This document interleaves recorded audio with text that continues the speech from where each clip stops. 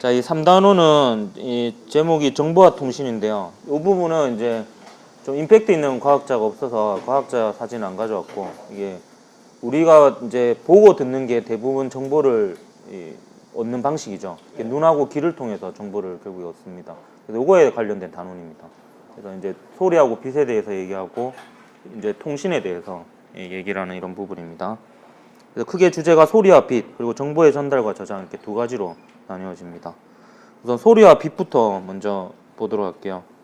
이 부분은 좀 정리하기가 힘들었어요. 좀 많은 부분으로 나뉘어지는데요. 그러면 이제 소리의 특성과 전파에서는 이제 파동의 일반적인 특성에 대해서 하고, 일단 화음과 소음에서는 주로 정상파와 공명에 대해서 얘기를 하고요.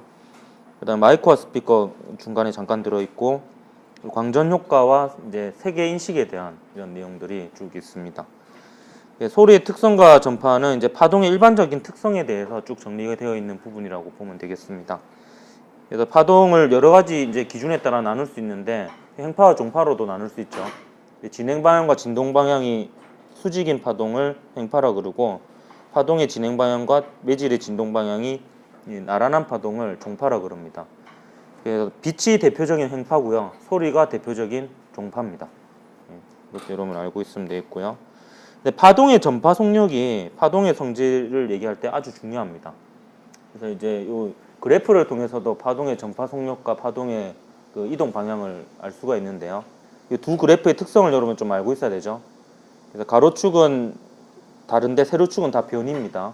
변이고, 이제 위치에 따른 변이 그래프는 어떤 특정 순간의 파동의 모습이라고 볼 수 있고, 그다음에 시간에 따른 이제 변이는 어떤 특정 지점을 놓고 그 지점을 계속 이 스냅샷으로 찍은 것을 시간에 따라 펼쳐놓은 그래프다, 이렇게 보면 되겠습니다. 그래서 왼쪽 그림에서 이 노란색 부분을 사진을 계속 찍어서 시간대별로 이렇게 이어 붙인 게 오른쪽 이 그래프다, 이렇게 보면 되겠습니다. 기억이 납니까? 네. 그래서 여기서는 이제 마루하고 마루 사이가 파장이 되겠고요. 위치의 차이니까요. 여기서는 마루하고 마루 사이가 이제 그 한 파장만큼 가는데, 한 번 진동하는데 걸리는 시간이 됩니다. 그래서 그게 이제 주기가 되겠죠. 파동의 전파 속력은 시간분의 거리, 주기분의 파장이 됩니다. 그 주기의 역수가 진동수죠. 진동수는 주기의 역수죠. 그래서 보통은 이제 주기분의 파장으로도 나타내지만 파장 곱하기 진동수로 더 많이 나타냅니다. 그래서 진동수는 파원이 결정이 됩니다. 소리 같은 경우 마이크나 뭐 스피커에서 결정이 된다 볼 수 있고, 빛은 광원에서 이 진동수가 결정이 됩니다. 진동수는 매질이 달라져도 바뀌지 않습니다. 되고요.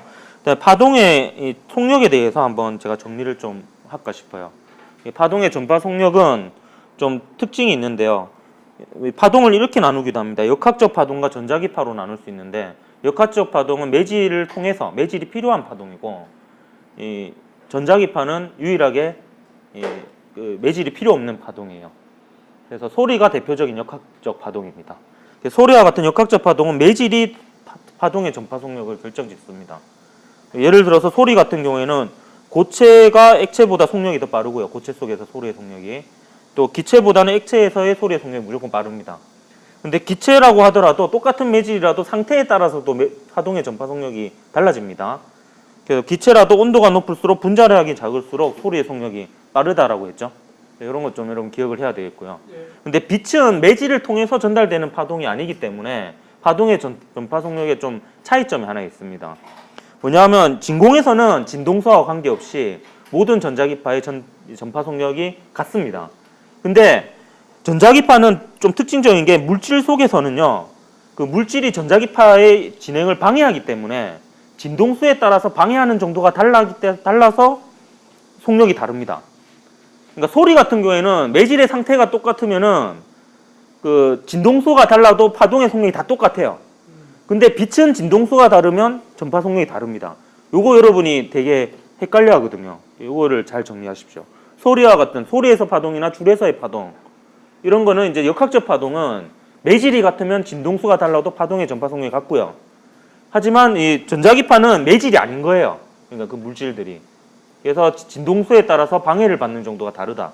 그래서 속력이 다르다. 이렇게 여러분이 알면 되겠습니다. 진동수가 클수록 방해를 많이 받아서 속력이 더 느려진다. 이렇게 되겠습니다.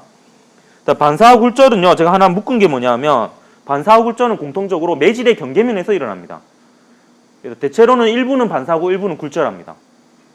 그래서 이제 반사는 뭐 입사각 반사각이 같고요. 굴절은 여러분 좀 굴절의 법칙을 기억해라 그랬죠. 매질에 따라서 전파 속력이 달라지기 때문에 굴절이 일어납니다.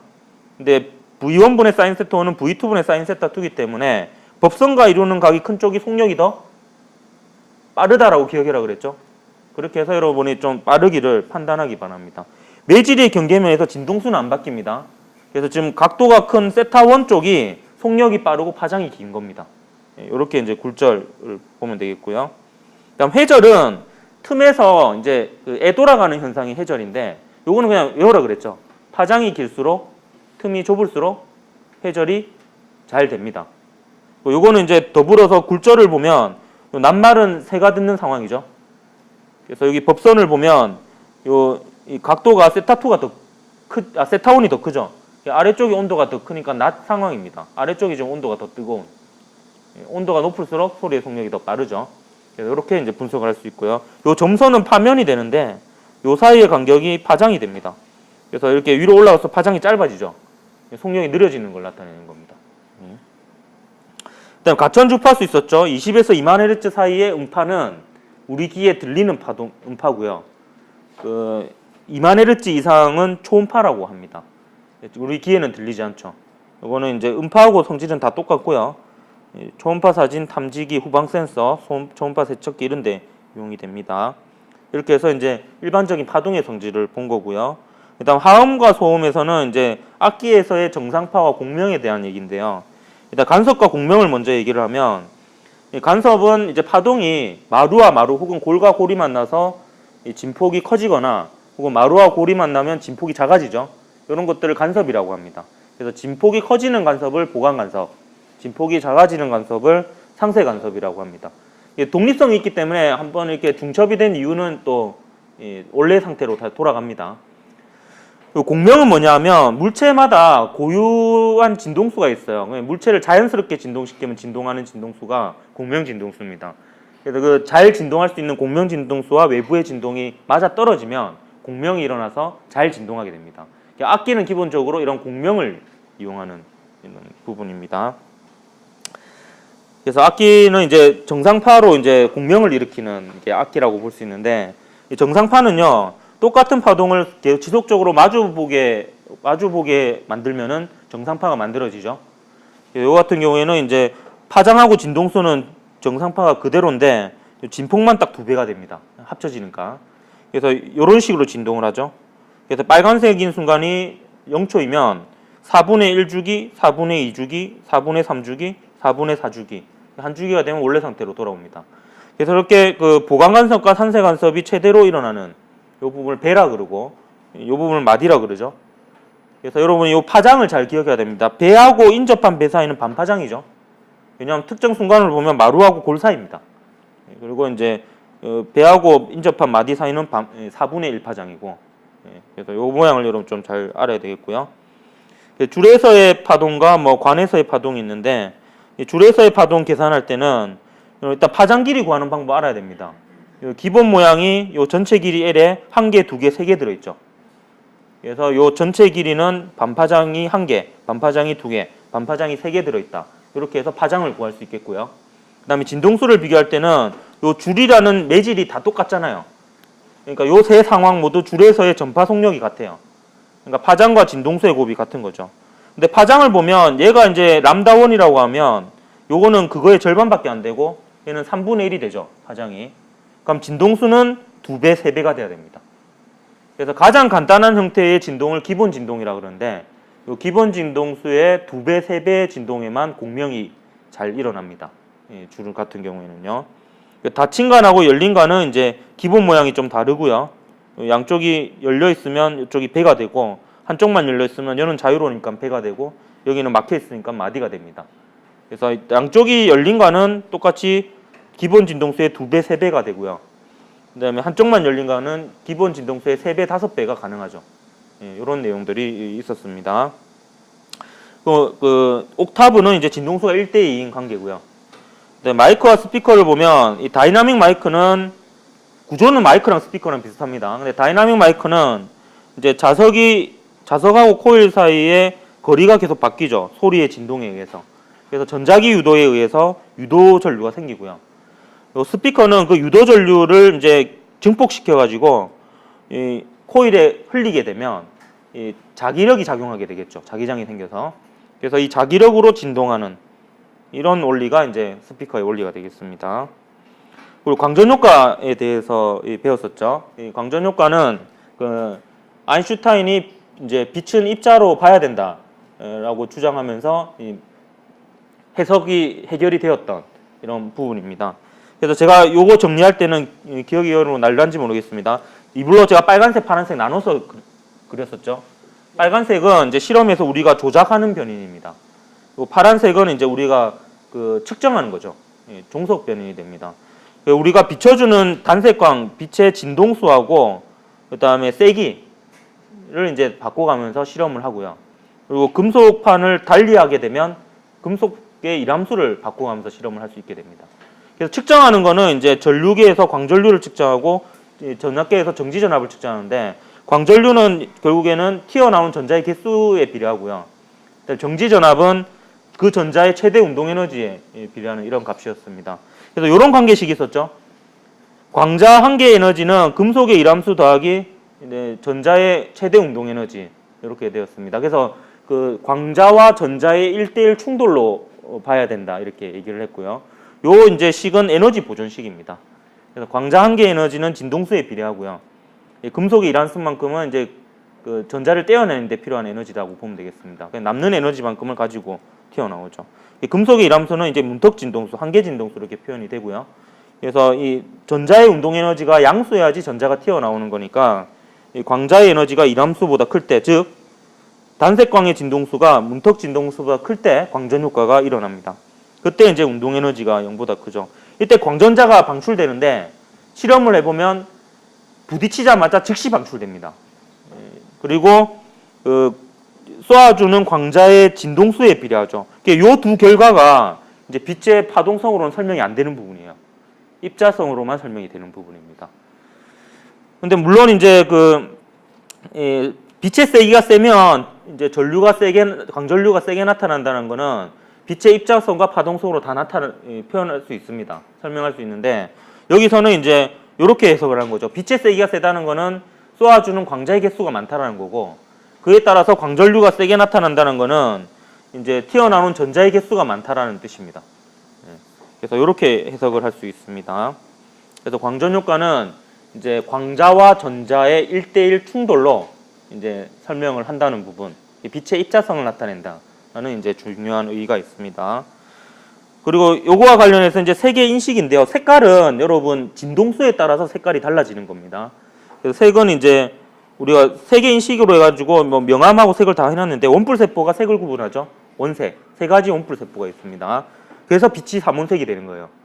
그리고 막대 세포는 명암을 구분하는데 이제 원뿔 세포보다는 감도가 좋습니다. 그리고 이제 빛의 삼원색 외워야 되죠. RGB 있고요. 빨간색하고 파란색 섞으면 자홍색, 초록색, 파란색 섞으면 청록색, 빨간색, 초록색 섞으면 노란색이란 거 알아야 되겠고요. 똑같은 노란색이라도 단색광으로서의 노란색과 빨간색과 초록색이 섞여있는 합성광으로서의 노란색은 내용은 다르지만 우리 뇌에서 인식하는 건 똑같습니다.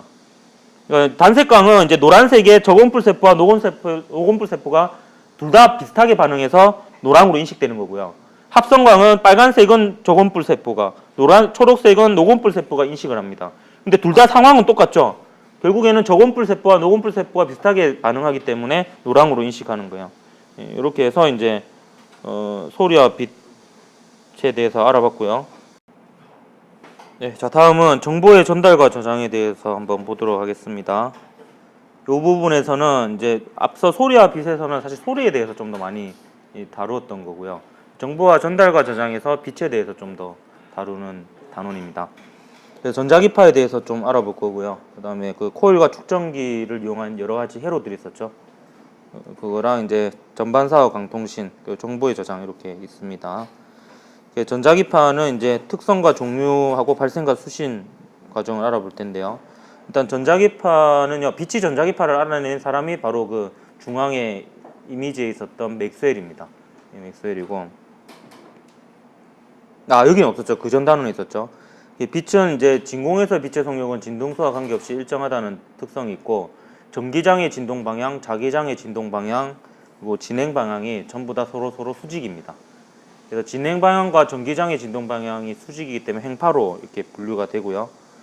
그 다음에 파동의 전파 속력은 파장과 진동수의 곱인데요. 요거 여러분이 좀 기억을 하십시오. 빨간색이 파장이 길고 진동수가 작은 녀석입니다. 그리고 보라색 쪽으로 갈수록 푸른색 계열이 파장이 짧고 진동수가 큰 녀석이에요. 그래서 여러분 전자기파의 여러 가지 이제 특성들을 외울 때 이제 가시광선을 기준으로 해서 가시광선보다 파장이 긴 게 적외선, 가시광선보다 파장이 짧은 게 자외선이고요. 근데 파장이 가장 긴 게 라디오파, 파장이 가장 짧은 게 감마선이고 그 사이에 이제 마이크로파가 X선이 이렇게 있습니다. 그래서 X선, 감마선 둘 다 방사선에 해당이 되는 에너지가 큰, 진동수가 큰 이제 파동입니다. 쓰임새를 복습해 보면 라디오파 전파는 파장이 가장 길고 회절이 잘 되기 때문에 무선 통신에 주로 이용이 되고요. 방송, 휴대전화, RFID 이런 데 쓰입니다.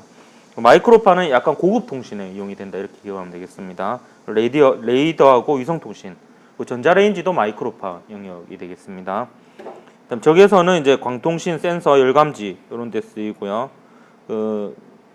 리모컨도 적외선입니다. 적외선이 또 우리 피부에서 나오는 거기 때문에 안마로도 이용이 됩니다. 그다음 자외선은 이제 살균이나 위조 지퍼에 이용이 되고, X선은 이제 엑스레이 사진과 공황 검색대, 그리고 감마선은 암 치료라든지 비파괴 검사 이런 데 이용이 됩니다. 그리고 전자기파의 발생은 결국에 이제 그 전기장의 진동으로 주로 만들어내는데요. 이게 교류 전류로서 전기장이 변화하면 그 주변에 변화하는 자기장이 생기고, 변화하는 자기장 주위에 또 변화하는 전기장이 생기고, 변화하는 전기장 주위에 변화하는 자기장이 생기고, 이게 끊임없이 퍼져나가는 겁니다.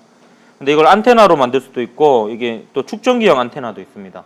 축전기에서 이제 전기장을 이렇게 변화시키면 이제 똑같은 현상이 또 이렇게 생기면서 퍼져나갑니다. 수치는 뭐 간단해요. 안테나를 세워놓으면 이제 전자기파가 이렇게 와서 전기장이 통과할 거 아니에요.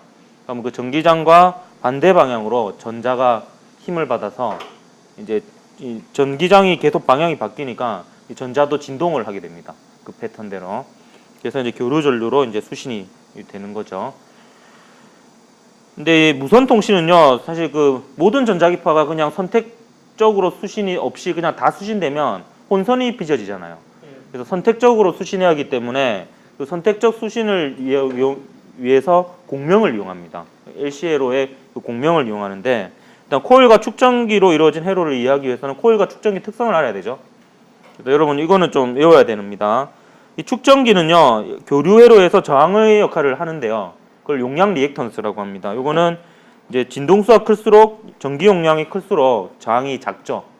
이런 특성이 있고요. 그래서 얘는 진동수가 클수록 얘 저항이 작아지니까 전체 전류가 증가하는 이런 그래프가 됩니다. 그다음에 이제 저항하고 코일이 연결된 회로를 보면 이 코일은 진동수가 클수록 전자기 유도가 많이 일어나서 방해를 더 많이 합니다. 그래서 진동수가 클수록 이 자체 유도 개수가 클수록 이 유도 리액턴스 저항이 커집니다. 그래서 얘는 이제 진동수가 커지면 요 저항이 무한대에 수렴하기 때문에 이제 전류가 0에 수렴하게 되죠. 이거 외울 때는 이렇게 외워도 된다고 그랬죠. 직류는 진동수가 0인 교류 전류다 이렇게 볼 수도 있습니다. 진동수가 0일 때, 그러니까 직류 전원일 때는 축전기가 끊어진 회로죠. 그래서 이제 저항이 무한대가 돼야 되고요. 이 직류 회로의 입장에서 보면은 코일은 그냥 아무 저항이 없는 도선입니다.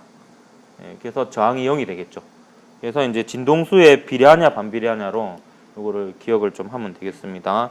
이걸 이용한 이제 회로로 통과 필터와 무선 통신에 이용되는 LC 회로를 여러분이 배운 겁니다. 통과 필터는 여러분이 그걸 기억해라 했죠. 회로를 직렬 회로로 바꾸라 그랬죠. 직렬 회로로 바꾼 다음에 그 직렬 회로에서 저항이 커지는 쪽이 전압이 크게 걸린다라고 배웠었죠. 네. 그렇게 하는 방법이 기억이 납니까? 그래서 요렇게 축전기하고 스피커가 직렬로 연결되면 진동수가 커지면 축전기의 저항이 작아지잖아요. 그럼 여기에 걸리는 전압이 작아지고 여기에 걸리는 전압이 커지니까 고주파 통과 필터가 되는 거예요. 그럼 이것도 봅시다. 이렇게 연결한 회로를 보면 이제 여기는 어떻게 회로를 봐야 되냐면 요 저항하고 그다음에 코일하고 스피커가 연결된 요 부분, 요 두 개가 직렬로 연결되어 있다. 이렇게 봐야 됩니다. 그러면 이제 진동수가 커지면 요 코일의 저항이 커지잖아요. 그러면 요 부분의 저항이 커지니까 요 부분의 전압이 크게 걸리고 요 부분의 전압이 작게 걸리게 됩니다. 그럼 이것도 역시 진동수가 커질 때 스피커 쪽의 전압이 커지니까 고주파가 잘 되는 이런 회로가 되는 거예요. 그래서 요거는 이제 뭐 전부 다는 안 해보겠습니다. 이제 여러분 나머지 또 복습 한번 해보도록 하고요. 이거는 이제 근데 고주파 통과 필터나 저주파 통과 필터는 그렇게 코일이면 코일, 축전기면 축전기 이렇게 하나만 연결된 회로고요. 분석을 해보면 요걸 이제 직렬로 같이 연결하면 이제 무선 통신에 활용되는 LC 회로가 됩니다. 회로가. 요 같은 경우에는 이제 진동수가 너무 크면 코일의 저항이 무한대가 돼서 전류가 0에 수렴하고요. 진동수가 너무 교류 전원의 진동수가 요게 이제 요 진동수입니다. 요 진동수가 너무 작으면 축전기의 저항이 무한대가 돼서 회로에 흐른 전류가 0에 수렴합니다. 그래서 가장 전류가 잘 흐를 때는 이제 이 축전기의 이 저항과 코일의 저항이 같아질 때입니다. 그때의 진동수가 요 회로의 공명 진동수가 되는 거죠. 그럼 이 공명 진동수가 있는 회로로 이제 수신을 하면 그 진동수에 해당하는 신호만 수신을 할 수 있게 되는 겁니다. 요게 이제 그 공명 회로고요. 요거는 이제 특징이 그 L 값과 C 값 자체 유도계수와 전기 용량에 의해서 결정이 되는 거고요. 이 회로의 저항하고는 관계 없습니다. 만약에 요 저항이 커지게 되면 전체적으로 이제 그래프가 이렇게는 되더라도 요 공명 진동수는 안 바뀝니다. 저항이 커지면 이런 것들이 있었고요. 이걸 이용한 게 이제 그 공명을 통한 무선 통신이죠. 그래서 여기서 F1의 전자기파를 만들어 가지고 이제 이렇게 쏘면요. 여기에는 뭐 다양한 진동수의 신호가 수신이 될 수 있겠지만 만약에 요 회로의 공명 진동수가 F2인데 요 F1과 F2가 맞아 떨어지는 상황이라고 하면 이제 얘가 F1이 잘 수신이 되는 거죠. F1보다 크거나 F1보다 작은 거는 공명이 안 되니까 안테나까지는 수신이 되더라도 요 회로에는 잘 흐르지 않게 되는 이런 상황이 됩니다. 안테나는 모든 진동수의 신호를 수신하고요. 근데 LC회로는 그 중에서 공명이 잘 되는 신호를 선택적으로 수신을 한다. 이렇게 보면 되겠습니다. 그 다음에 이제 전반사 강통신은요, 아까 그 소리의 굴절하고 관계가 있습니다.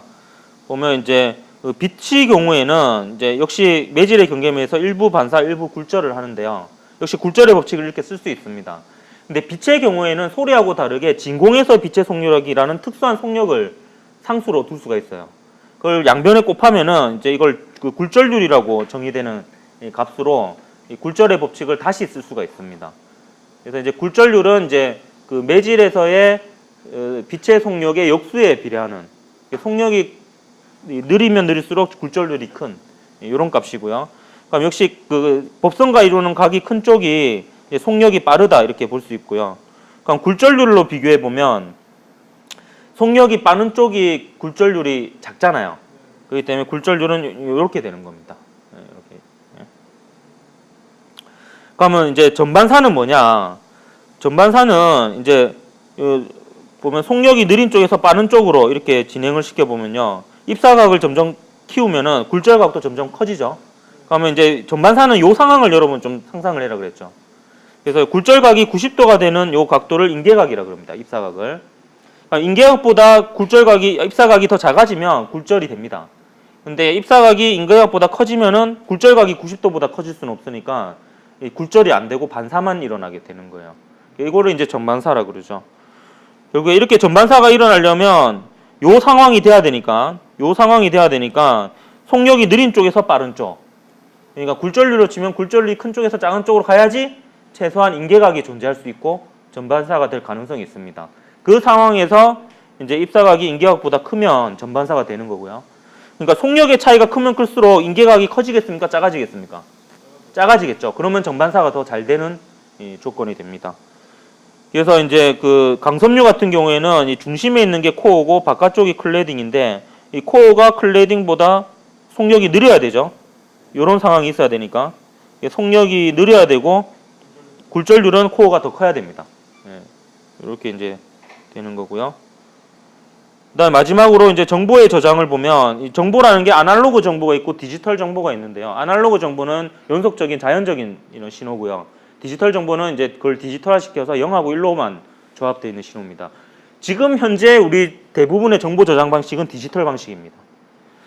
자기적 방법, 정기적 방법, 그리고 빛을 이용한 방법으로 저장을 하는데 자기적 방법은 이제 강자 성체를 이용합니다. 왜냐하면 외부 자기장을 제거해도 자기화가 유지되니까.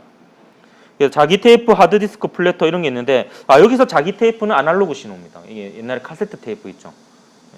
그거고. 그다음에 정기적 방법으로는 이제 강류 전체를 이용하는데 얘도 전기장을 제거해도 유전 분급 상태가 유지되는 물질이죠. 그래서 플래시 메모리 위에 이용되고 요거는 전부 다 이제 디지털 방식입니다. 그리고 CD도 이제 디지털이라고 볼 수 있는데 요거는 이제 빛을 이용해서 여기 홈을 팝니다. 굽는다는 표현을 쓰죠. 그래서 이제 CD보다는 DVD보다는 그걸 블루레이 디스크가 촘촘하게 정보를 저장하기 때문에 정보를 많이 저장할 수 있고요. 근데 틈이 좁아지면 회절이 잘 돼서 뿌여지죠. 이제 분해능이 떨어집니다. 그렇기 때문에 그 틈이 좁아질수록 파장이 짧은 회절이 잘 안 되는 파장이 짧은 빛을 이용합니다. 그래서 이건 푸른색 계열을 쓰고 DVD는 붉은색 계열. DVD는 적외선을 활용을 하는 거죠.